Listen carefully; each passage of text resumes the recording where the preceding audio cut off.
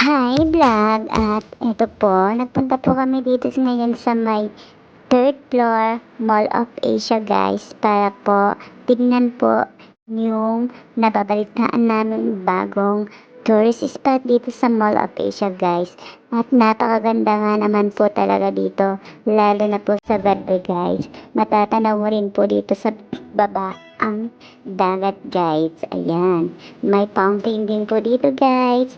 At may mga palaruan na bata na rin guys. Pwede rin po magtambay dito guys. Ito po, panoorin po natin. Thank you for watching guys. Thank you.